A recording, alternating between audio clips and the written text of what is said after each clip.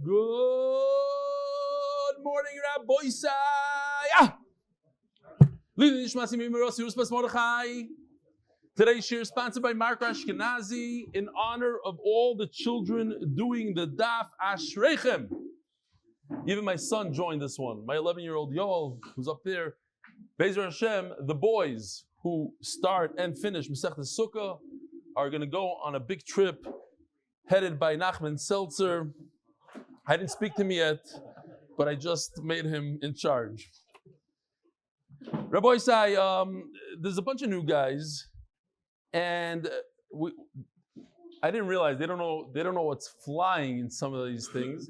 We do these emails. Why do we do emails? Because it gives a chance for people from out of the country, from out of the city, to send in, and we get to know people through the emails. So that takes a few minutes. If you don't like emails, that's great. Just skip 5 minutes ahead, and the shir will begin there. Yesterday, and the last, all right, 10 minutes. We upgraded our equipment, and doing so, unfortunately, we had a lot of difficulty with the sound. We had a little bit of difficulty with the video, but our computer crashed. A lot of issues. And you know what it is? It's the Eight Sahara. You saw so many new people joining. We didn't have these issues in middle of Yuma. Are we better now? How's the sound? What are you saying? Gershon, we're good? All right. We're working on it. We brought in a professional yesterday, and Be'ezer Hashem, things will be better. We're also upgrading our camera. We bought these expensive cameras, $1,000 each, but we're going way better than that. Be'ezer Hashem, it's all going to be good. Stick with us. This email is from Mendy Werdiger. I sang last week at the Good Siyum of Yuma. We had, Baruch Hashem, over 200,000 views. I've been learning Daf Yomi since my days in Yeshiva. I started Eruvin in 1975. Yes, the other day we had Yogi here. We did 4, this is like 6 cycles worth of Daf Yomi. I joined Yeshiva about 2 weeks ago, and I absolutely love it. You give new meaning to, listen to this, V'chai bohem v'lo sheyamos bohem. You hear that? What a levadik chabura. I would love to come and sing at the next Siyum on Masechta Sukkah Mir Hashem Yerushalayim right before Rosh Hashanah. Love to have you. And your brother. Bring your brother also. Okay, solo. I know. It's great, him by himself. But imagine if we had both of them. I also plugged this year at the Siyum in my shtibel in Staten Island, New York. Yasher Koyach. Avada. Nachman, you want to get up here and sing a song for him? Listen to this. He plugged the shir at the shtibel when he had a chance to plug it with 200,000 views. But okay, we'll take that also. By Yisrael Wettenstein, I started joining your daily shir now from Sukkah on Torah Anytime. I'm learning new Sukkah with a different program, Avas Torah. I'm able to understand by listening while sitting in traffic on the BQE, the way to work. Us New Yorkers will understand. If I may point out that during the shir, there's many dropouts with the sound. I can't tell you how many different complaints about the sound. I'm sure it'll improve, and it's only a short-term issue. Thanks a million. We should be able to continue learning the Daf in Yerushalayim with Mashiach still before Tisha B'Av. Your new Talmud, Shirley Wednesday in Brooklyn. By Ira Tenenbaum. Last but not least, I've now looked at a Gemara in 40 years. 40 years, Rabbi Isai. I started to listen to Yeshir in November. That's a long time ago. What is that? 8-9 months ago? Shortly after my mother was nifter, and I had not missed a single daf since. That's unbelievable. 8-9 months straight. I start work every morning at 3 a.m. and afterwards head straight to the gym where I listen to your daf while on the elliptical.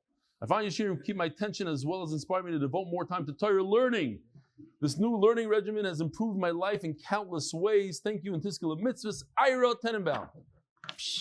Gewaldige stuff. Okay. Rabbi Isai, today is Dafe. Also, we're learning the refuahs. There's a girl who's having a brain surgery right now. She's only 3 years old. Esther Miriam Bas Rivka Bela, right now, as we speak. Unbelievable. She should have a refuah shlema. Oh, and another very important thing I have to mention, that my shver, who's a big Baal Ches and Baal Tzedakah, he has a campaign going on for all his charity organizations, and he has many. And they're raffling off a private island for 10 days with airfare, with a private kosher chef. It's worth like $50,000, $60,000, which is sponsored by him individually, so the money doesn't go towards that. And you could buy a ticket if you want to give a karsa toif to my wife. Theislandraffle.com, and if you put in DAF, you will get a 10% discount. As he's up there. He complained to me that he said he saw that people from the DAF wrote in that's from the DAF, but they didn't take the discount. He wants them to take the discount. Okay, so here we are, 6 lines from the bottom of Dalet Amud Beis. If a sukkah is not 10 tfachim tall, it's possible. Where do we know this? Where do we know that mechitzas in general have to be 10 tfachim? And this is a sugya for Masechtas Shabbos. This is a sugya for Erev and Sukkah. Itmar, Rav, V'Reb Chanina, V'Reb Yochanan, V'Reb Chaviva Masu. So we have four names here. Rav, V'Reb Chanina, V'Reb Yochanan, V'Reb Chaviva. B'kula Seder Moed. We're in Seder Moed now in Sukkah. So Shabbos also we had this exact lashon. Anytime we have all these 4 or these 2, Chalufi Rabbi Yochanan or Maile Rabbi Yonasan. Instead of it being Rav, Rabbi Chanina, Rabbi Yochanan, it's Rav, Rabbi Chanina, Rabbi Yonasan. So how do I know? Arayin Tisha. So we had this model here in the Beis Medrash for months, 3-4 months, and we just returned all the models because we're done with Yuma. I woke up yesterday and said, wait a minute, we need the Aron. Call up the guy. No problem, I'll send in a taxi. It's 200 shekel. It's okay, plus rental. Send it. And I forgot about it. But then the doorbell rang like at 12 something in the morning. Who's ringing the bell? I go to Mishloach. Okay, so here it is. It was worth it. Worth every penny. This is the Aron. It's starting to fall apart a little bit. Okay. This piece right over here is the kapairis. It's the cover that goes on top of the aron. Inside the aron are the luchos. By the way, how much does this weigh in real life? Not this piece right over here. Oh, very good. But how much should it weigh? It's 1.5 amma by 2.5 amma. An amma is 2 feet. So it's 3 by 5. Yeah? Something like that. Okay. How much does it weigh? According to some, this weighs 8 tons. 8 tons. I'll go through the cheshbon here. We could go through the cheshbon. This piece, by the way, right over here, this is a tefach thick. Say it's a tefach. Tefach is, let's say, call it 10 centimeters, and it's made out of pure gold. So this piece, just this plank, a slab of gold, how much does it cost in today's gold? Anybody? Take a wild guess. A slab of gold, 1.5 by 2.5 by 10 centimeters thick. $156 million in today's gold standards, this piece.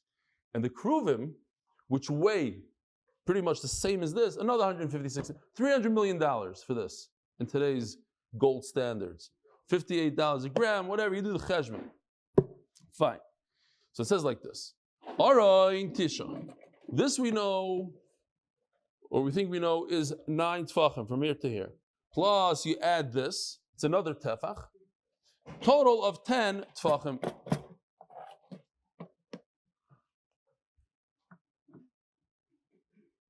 Harek harasara. Okay, so we have 10. And therefore what? So Tisha, how do we get to 9 tefachim? Because it's a amma and a half. Amma and a half tall, and each amma is 6 tefachim. So you have 9 tefachim plus the kapairis. This slab, the $156 million slab, is 1 tefach.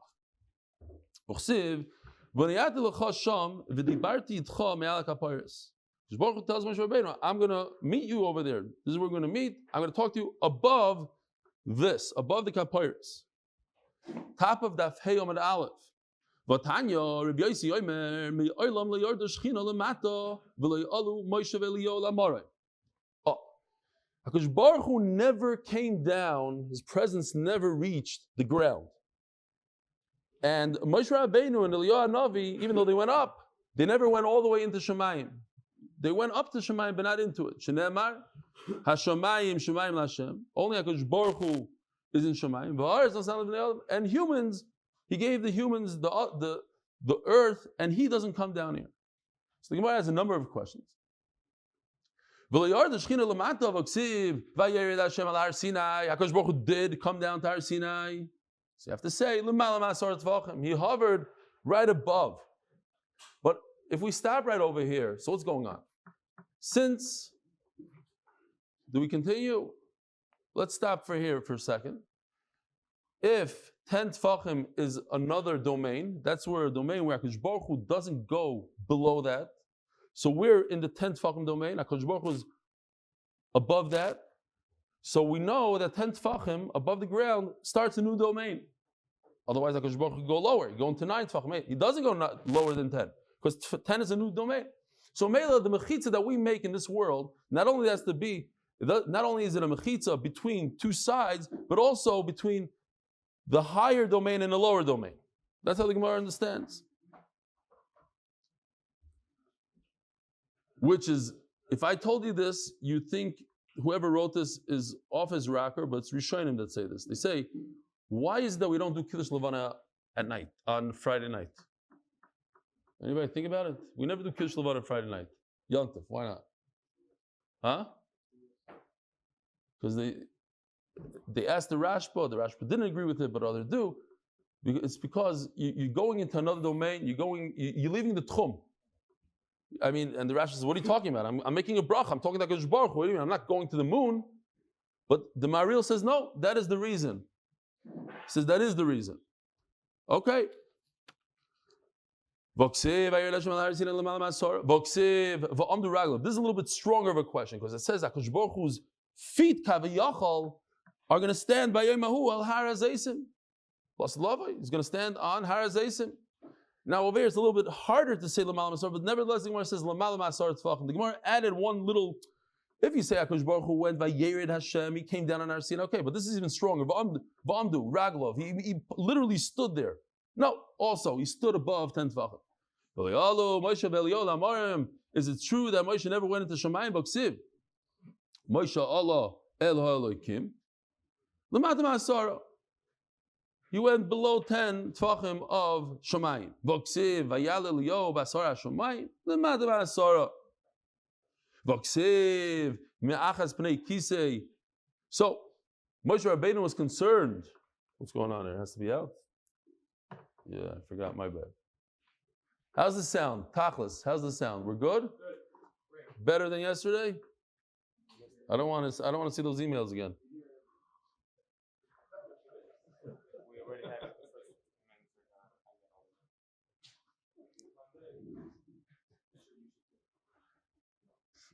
I think you should come down and start over. Let's go back to the old equipment.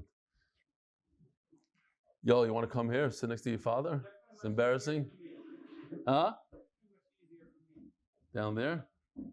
So you're making it harder, and the sound is worse. So what do you gain? Nothing. Now, Moshe Rabbeinu is concerned that the Malachim are going to destroy him. He wants to take the Torah away. So Kadosh Baruch Hu says, listen, all you need to do is hold on to my kisei, to my throne. Parshas, he says an interesting word, Parshas Olav Anonai. What does Parshas mean? Parshas, if you look under the word in your Gemara, Parshas, there's 3 words. Sheperash, Shakai, Miziv, Shchinasai. It's a Rosh Tevis. The word Parshas is actually a combination of 3 words. Perash, he spread, Shakai, HaKadosh Baruch Hu, Miziv, Shchinasai. He gave away from his Shechina, and he covered him. He gave him a protection, a layer of protection. So how's it possible? You see that Moshe Rabbeinu went into Shemayim to get this protection. Says the Gemara, no, once again it has to be that this all occurred 10 tfachim below Shemayim. But it says Mefurish that Moshe Rabbeinu grabbed onto the throne, the HaKadosh Baruch Hu's chair. How did he grab it? The Akash Baruch Hu's kisei is in Shemayim, not below Shemayim. Says the Gemara, Ishtarbu ve'ishtarve v'lei kisei adasara. Akash Baruch Hu lowered the kisei all the way to the border, and Memela, he put his hand was still under 10. The chair was exactly at the end, and that's where he touched the kisei, and that's how he got the protection. V'noka be'ksiv, where? By the way, I forgot to tell you, Uncle Phil gave me one of these paddles that David has, and it says, stop, you missed a word. And it's miyucha for you. You're the guy that does that. You're the official one. No, he gave it to you. I have it. No, he gave it to me. I'm going to give it to you as a gift. Bishloima aroin tisha d'chsivasu aroin atzei shitim amosayim v'chetzi orkoi v'ama v'chetzi rochboi v'ama v'chetzi komosoi.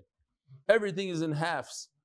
1.5 by 2.5 by 1.5. So we know exactly how large this box is. So 1.5 this way, 2.5 the length, and 1.5 the height. I'm not sure that this is accurate because it looks like this is a little bit narrower than okay. But no, you mean the top fits in there. You're right. Okay, good point. Hello, kaporis tefach min Allah. And how do we know the thickness of the kaporis? That's not mentioned in the Torah. The Torah Reb Chanina, kol hakelim shasa Moshe nosno be'em Torah midas arkan umidas rachman umidas kimasan. Kaporis, HaKadosh Baruch Hu gave all the measurements, the height, the width, the length. But the kaporis, which is this, not to be confused with the paroiches, the kaporis is this slat of gold. Midas arko midas rachman nosno. We don't know how thick it is. Say it might be, instead of $156 million, it might be $1 million. Maybe it's a millimeter, I don't know.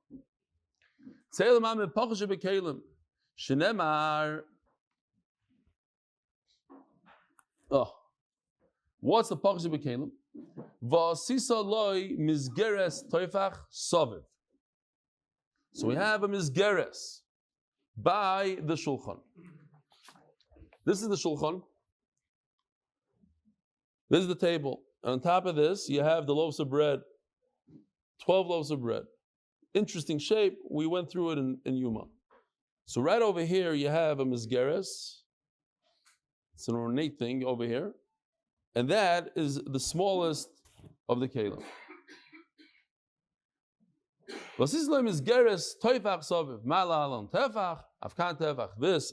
tefach thick. So too, when it comes to the kapoires, it's 1 tefach thick. Ask the Gemara, V'neilef mekelim gufayu. Why are you learning from one part of the shulchan? Learn from the whole shulchan, let's say. 1.5 amma should be. Maybe this should be 1.5 amma thick, $1 billion worth of gold, whatever it is. Who told? You're going to one piece, the mizgeres of a shulchan. Where did you get that from? Says the Gemara, Tafasta meruba, loy tafasta. If you're trying to grab something and you grab too much, you're not going to grab anything. So you saw it in life. Tafasta more, tafasta. So we go for the lower amount. Now, there's a lot that we could talk about over here. Stam, as you saw this in life. In real estate, I have a neighbor, Noam's neighbor as well. I think he made a critical error in real estate. Why? He put his house on the market 2 months ago, but he's asking an astronomical price. So he priced himself out of the market. Tafasa Maruba. A lot of people come and they hear the price, they don't even negotiate. If you're not in negotiable terms, there's nothing to talk about. Then you lose all these clients. Tafasa Maruba. Now, when it comes to Torah also, Tafasa Maruba like Tafasta, and that I mentioned the first day of Succah. Why? Because a few people came to me and they said they're so behind now, we're learning Succah, and they're starting Succah, they want to catch up from the beginning of Daf Yomi. That's 550 daf. How are you going to catch up 550 daf? It's 20% of the shots. I think it's Atzis HaYetzer, really. It's Atzis HaYetzer. Why? Because the Yetzer Hara sees you doing so well, you're doing a daf, it's marriage, you're part of Chabur, it's great. He says, you know what, do another daf. I think you should do 2 daf a day. Now, if you're established and you're good to go, okay, so you can add a little Torah. But right away to start thinking about, okay, let's also do brachas. That's the Tafasa Meruba. Stop me, you sight.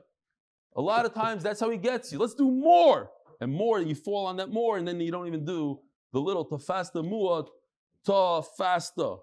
I still like my the idea of Shas is a Ferris wheel. You heard that one? Shas is a Ferris wheel. Doesn't matter who said that Shas starts at brachas. Maybe Shas starts at Gittin. You say okay, so it starts in the Shas. It starts at brachas, and MetLife is at brachas. Okay, but you could also start in middle of nowhere. You can start at any Masechta. It's Gevaldik. Okay. You can come on the cruise if you do most of Shas. We'll let you. If you start Shas now by Sukkah and you finish with us by Nida, we'll let you on the cruise. Or we'll pick you up at different locations, says Hillel. Very, very good. It's a Ferris wheel. The cruise is a Ferris wheel. We go in a circle. We'll meet you in Italy. We'll take you from Italy to, okay, great. It's machlokes.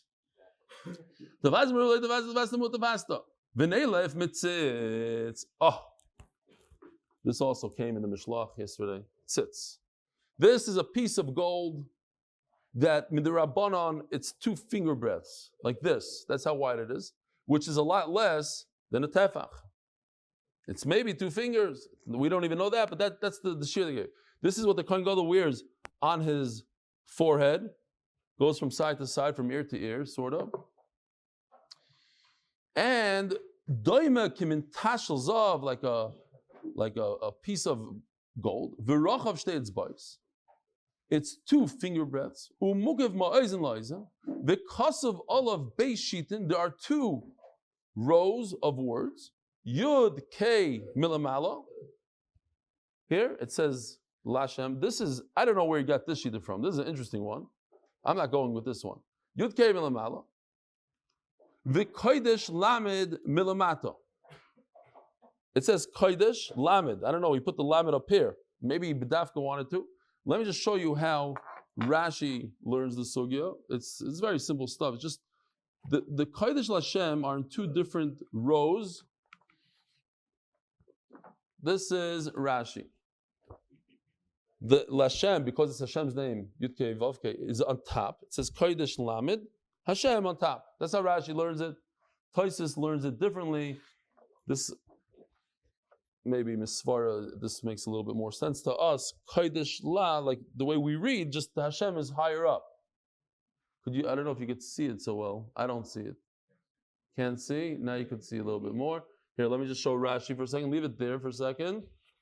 Here. Yeah, I figured it'll be hard to see. Okay. Chodesh La, Hashem is by himself. Hashem, the name of Hashem is by itself. Now, look for a second in Tosfos, top Tosfos. I make it easy for you. It's a very short Tosfos and it's top. Yud K milamala. Aval bish Yud K shem gomor. What Tosfos is trying to say here is, why is the Gemara using Yud K instead of Yud K Vav K? Because the Gemara understands if you say Yud Hey Vav, and I'm not going to say the next one, that's saying Hashem's name. So the Gemara wanted to avoid saying Hashem's name. So the Gemara says just the first 2 letters, Yud K. But Tosfos asks, Yud K is also Hashem's name. The Gemara didn't get anything. Yeah, you didn't say the full Shem Hashem, the Yud K Vav K name. But you said Yud K, Ko Hashem Tzvakos. So, Ein Zayushem, Kivin the Einim Askirim L'Shem Shem Shalom. You're trying to say the full name, the 4, and you said 2 out of the 4. That's not Hashem's name. Then he says another teretz that Hoige Shem Yosef is the 42 letter. Okay. The Chassam Sofer writes to his son-in-law. Who's the Chassam Sofer son-in-law? Rabbi Kiva Eger. And he writes to him, he says, from this Tosfos, this is where we get the minhag, the shva, yeah, you're right. So he writes to his shver that who's the Chassam Sofer son-in-law? I don't know. He writes this following. He says, what? Oh, very good. He writes to him, he says that from this Tosfos you see that he's supposed to say like we say, Yud K. So he proves from here that you're supposed to say the letter Kuf instead of Hey. Because if you say Hey, Yud, and then a Hey, you're saying Hashem's name. So he says the only reason why you're not saying Hashem's name is because you're trying to say 4 letters. But if you just said Yud Hey, and you're saying a 2-letter name of Hashem, that's enough to be over on saying Hashem's name, even if you're spelling it out. Do not spell out Hashem's name, says the Chassam Sofer. The only way to say it, the only way to spell it out is Yud, and use a different letter in the alphabet, like a K. Yud K. So if you ever wonder why people say Yud K Vav K, this Taisus right here is Sukkah Daf Hey Amud Aleph.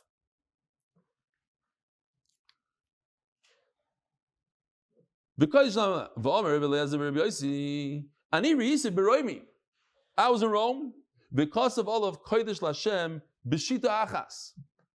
So Rabbi Yossi says, I was in Rome, and it looks something like this, Gershon, if you want to zoom in so they can see. It was literally like we write it, it's straight in, straight. Kodesh Lashem. I saw it with my own eyes. How do you see it with his own eyes? So we just had a story, but it's kedai to repeat the story for all those who didn't hear the story. It's a long, long story. It's an Amud of Gemara. I'll try to be mekatzer real quickly. The Gemara says that the Romans made 3 gzeros, that Klal Yisrael shouldn't keep Shabbos, Bris Milah, and Taharas HaMishpacha. So Rabbi Ruvain, it's a Rubli, he went to the Romans, and he dressed up like a Roman. What did he do? He did one of these haircuts. Remember this, Maisa? He had long hair in the back, nothing in the front, and went to them and he said, it makes 0 sense what you're doing to the Jews. If you hate them, make them poor by not working on Shabbos. Don't give them that extra day. Make their bodies weak by giving them Bris Milah, and let them keep Taharas HaMishpacha. They won't have children. They said, oh, Mardik idea. But then they realized he's Jewish. So they went back to the Gzeira and they said, who could undo this? Reb Shimon bar Yochai, that's Melubim Benisim. Reb Shimon bar Yochai said, I don't want to go by myself. I want to go with Reb Lezer, Reb Yossi. Reb Yossi, the father, said, no way, you're dangerous. Reb Shimon bar Yochai is one of the most dangerous people on earth. If he looked at you, he'd destroy you. He promised he's not going to do anything. The promise didn't last very long because somebody asked a Shaila and Reb Yossi interjected and he said, Rabbi Lazar, Rabbi Yossi said the answer, and Rabbi Yochai looked at him and he almost died. Until Stami stepped on his neck by mistake, and the thing went, the kitzer. The bottom line is, Ben Tamalia in the shed shows up and says, I'm here to help you. Rabbi Shimon bar Yochai started crying. He says, Hagar the Shifcha, she got Malachim, and I get a shade, Ben Tamalia. Nevertheless, he used Ben Tamalia, they devised a plan. He's going to jump into the Romans, the Caesar's daughter's body, possess her, make her Meshuggah, and then Reb Shimon bar Yochai is going to show up and tell him to leave, and then he's going to be the hero. And that's what happened. So he comes to the king, he says, I could heal your daughter. He walks over and says, okay, Ben Tamalia tricks over. Ben Tamalia leaves, she becomes normal, and then the king says, you guys could go into my oitzer, take whatever you want, look whatever you want. And they went in there, and sure enough, they see this. And they saw the other stuff, they saw this. And they saw, Rabbi Yossi says, I saw that it says Kodesh Lashem in one line. What are you telling me? It's up and down, right and left. It's not true. Okay. First, halavai, but it is there. Of course it's there. Of course there. How do you know it's not there? Nachman was there, he didn't see it.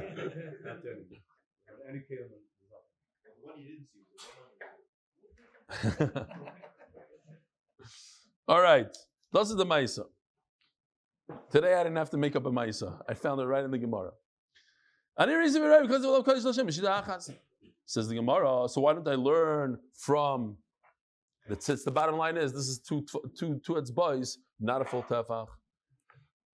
Says the Gemara, Danim kli mikli, vein danim kli metachshit. This is more of a tachshit, of jewelry. It's not a real kli. This is a kli. This is a vessel. This is something the Kohen Gadol wears. It's like a necklace. Tachshit. B'nei lev mezer.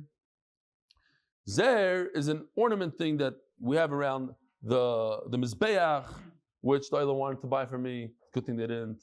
They almost bought me a $2,000 mizbeach. Around the shulchan. Here, you have this. Like this an ornate thing. There's ornate a zer. Now, there's no shear for it. It could be less than a finger. Says Gemara, it's not part of the kli. It's not the kli. It's something that ornates the kli. So what about this guy? This I might have said this is a zer. This is a mizgeres here. want to see what the Mizgeres looks like on the Shulchan, if it's by itself. This guy right over here. So now the Gemara says it's machlokes how exactly this Mizgeret went. If the Mizgeret is down here, and this plank, like this design over here, this plank lays on it, so it's actually part of the Shulchan, it's part of the Kli.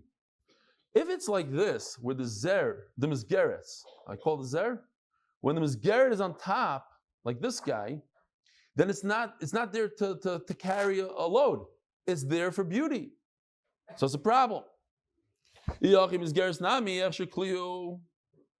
the Gemara, no, look, it's down here. It's to hold the kapayres.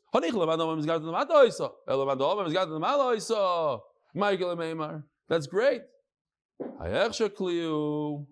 At the end of the day, if it goes like this, it's only an ornate thing, but it's not to hold anything. Says the Gemara, the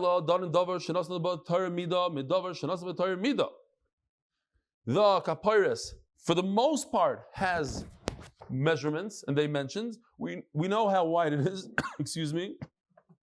We know how wide, we know how long, we just don't know how thick. Okay, for the most part, it has measurements. So let's learn the kapayres from something that has a measurement. That's why I can't learn from here. This is Chachamim said 2 fingers. Zer has 0 shear. You're supposed to sprinkle the blood of the bull, which we learned in Yuma, on the kapayres, so towards the kapayres right here, and it uses the lashon of pnei, the face of. So what's the face of? A human face is no less than 1 tefach. You do this? I could tell you my favorite joke now, but I'm not going to say it. I'm worried that maybe the guy that almost beat me up for saying the joke is listening. So, Daf Amud Beis. Ve'emo ka'ape de Bar Yuchni. Bar Yuchni we also had in the end of Yuma. Bar Yuchni is a giant bird who laid an egg and buried with its drowned 60 cities. We discussed it. Is it a guzma? Sometimes Shalom Aleichem. Sometimes the Gemara uses it as a guzma. Sometimes it's just a reference. Like we said, somebody was masber, with a drop of ink, he wiped out 60 cities. Meaning he wrote something and that was able to wipe. It was a gzeira, just a signature. So over here also, whatever it means. But maybe it's the giant face of a giant animal. I don't know, a blue whale. Who told you that's not the face of the blue whale? Or an elephant. So once again, we have that yisoid. If you have 2 measurements, grab the smaller measurement. Oh, you want to grab the smaller measurement? By the way, we just turned to Daf Amud Beis, sponsored by the MDY Tehillim group. For all those who need Shidduchim, Refu, and Yeshuas, it's a group. You know, those constant groups, people are constantly doing Tehillim. They go around the clock, around the Tehillim, they finish, and they keep on giving out Tehillim to people. So please join tehillim.8mindaf.com. Well, there's very small creatures out there. We're talking about, I never saw a picture, I should have looked it up. Somebody said that he has hummingbirds in his backyard. He's never seen the egg of we're talking about the eggs of it. Oh, where's the face of I saw a hummingbird once that was the size of like a bumblebee, literally. Like this, a large bumblebee. Tiny bird. So maybe it's the face of a tiny bird. No, he actually has a gzeir shava. Over here, by the aron in the kapayres, it says the word pnei. The face of Yitzchak. And Memela, a human being has at least a tefach in his face. Maybe it's the face of a malach, someone that resides up there in the heaven. Obviously, it's much larger than our faces. Once again, tafasta meruba, tafasta muad, tafasta. The Gemara wants to ingrain it in us. Don't try to chap. I remember once seeing this video, a true video, like there was a radio station that let a guy go into a bank and grab as much money as he wants, like for a minute. And but half of his money started, like he's grabbing so much, half of it fell to the floor. It's funny to watch. Like, you just think what you're taking, how to take it, and then you'll be matzliach. V'neilef mikruv, d'chsiv, Ela kapoiris you pnei akruvim. These guys right here, the kruvim. Now, the kruvim are only 10 tefachim tall. How big is a human being? A lot more than 10 tefachim. So if the kruv is 10 tefachim tall, that means his face is smaller than a human face. So maybe you should learn from the face of a kruv that's less than a tevach. Who told you to learn from the face of Yitzchak and say that's a tevach? Or it's not true.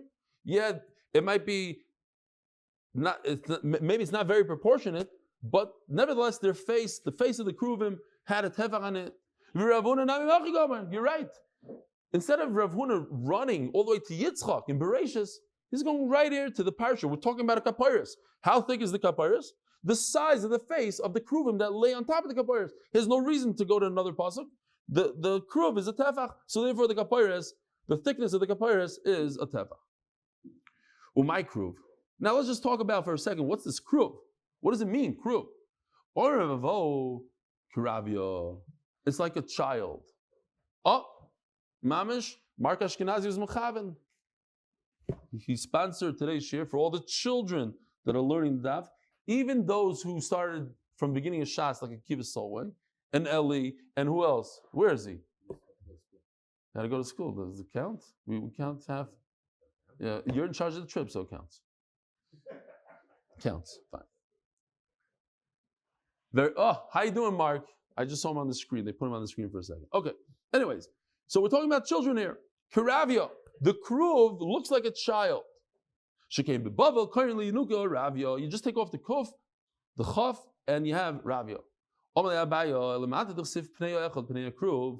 of them looked like a kruv. What? A child is not a human? Some children are not, but b'derech klal, children are human beings, and they, you know what I'm talking about. Those whatever. That guy's a tzaddik. So one of them looks like a human. One of them does not look like a human. Looks like a kruv. So what's going on here? So it can't be that kruv means human. We used to think that kruvim looked like pigeons, no? Like, why did I have that in my mind? Somewhere. I don't know. Hainu kruv pnei, says the Gemara, hainu kruv, hainu adam. No, kruv is a child. And adam means an adult. One looked like a child, one looked like an adult.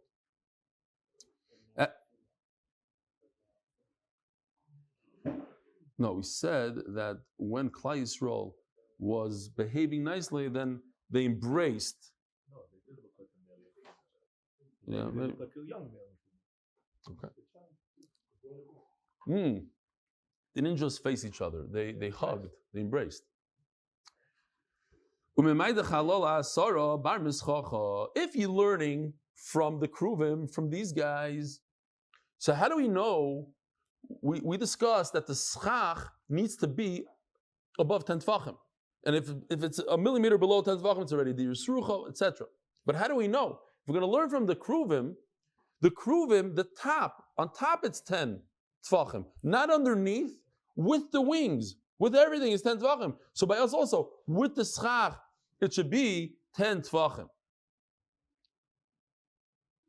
And it's a bam kasha. We don't know that. We can't answer it. It's amazing, I think, that we're just a few days before Tisha B'Av, and we're discussing these things, the Beis Hamikdash and Beis Olamim, the house that lasts forever, meaning the Beis Hamikdash. Beis Olamim Gomar, the Chsiv, v'habayis asher bona hamelech shloim el Hashem, shishim ama arkoi, v'esrim rochboi, u'shloishim ama kamasai. How tall was it? 30 ama, about 60 feet. Uchsiv, the kruvim in Shloimeh's Beis Hamikdash, the first one, were 10 amma tall. The kruvim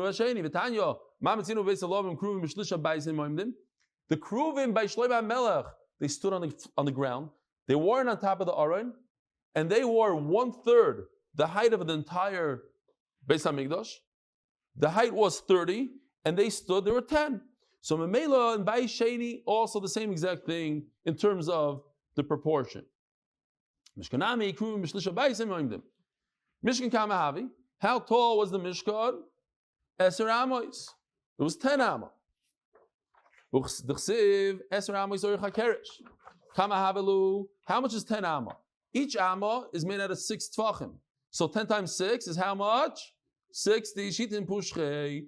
How much is a third of 60? 20. Now we take off the 10 tfachim of the aron. The top is 20. But if you remove 10 of the base, so you left 10 for the kruvim.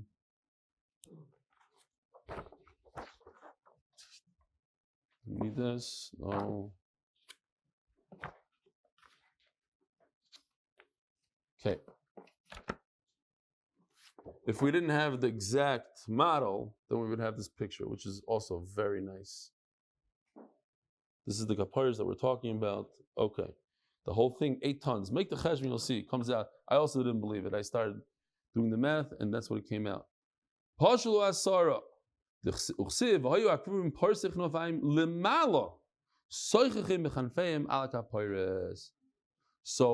the wings, these wings are above the kapiras. Lemala soichim, how much? Since the Torah uses the word lemala, it's above the 10 tvachim. So in other words, the gap, the inside, when you're inside the sukkah, you have a 10 tvachim. Who told you that their wings were above their head? Maybe their wings were with the head. It says lemala, it's a little bit above. Maybe it's way above. So they discuss, how come over here we don't say tefasta, we have maybe a better answer. Rabbi Yashiv says, I saw another answer. Michsiv lemala. Doesn't say lemala. If it would say lemala, you're right. It's a lot. But the fact is that it says lemala. We have a better answer than tefasta meruba, because lemala means exactly, directly right above. There's 3 measurements in amas. There's the 5, the 6, and the 6 and a finger. So if you say, like Rameir, until now we're talking about that every amma is 6. So how much is 1.5 amma? 1 amma is 6. How much is a half amma? 3. 3 plus 6 is 9. So this, we said, the aron is 9, plus 1 tefach of the kapiris is a total of 10. That's great if you say that an amma is 6. But if you say, Rashi just points out real quickly, because it's already 8 o'clock, that if you look at the mizbeach, you see chaval, we didn't have a mizbeach. Everything is 6 tefachim, but within the mizbeach itself, the blue areas are the 5 tefachim measurements. This is the yisoid, the base.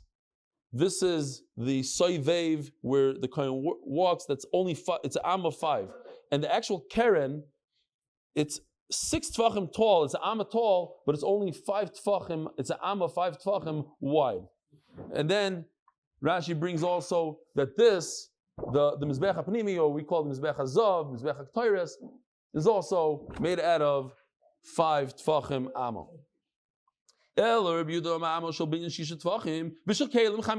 talking about a 5 amma that's made out of 5 tefachim.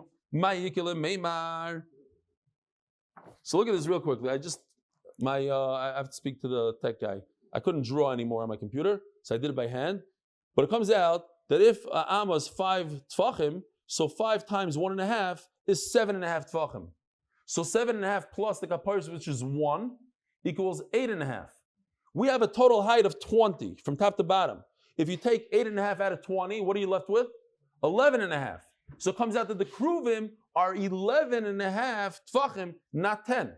So maybe a sukkah should be, schach has to be at least 11.5 tefachim.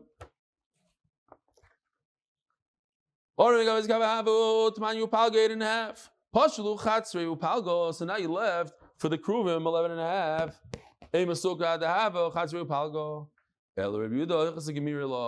It's a halacha Moshe Messina, says the Gemara. It's not a pasuk. And tomorrow we're going to learn this a lot deeper. Shiurim, all shiurim, revias, kizayis, chatzitzin that we're going to learn tomorrow. that you go to mikveh, you can't have a chatzitza on your skin. Umechitzin, all the mechitzas of Sukkah, Shabbos, halacha leMoshe Sinai. Have a wonderful day. Good morning. How are you, Yaakov?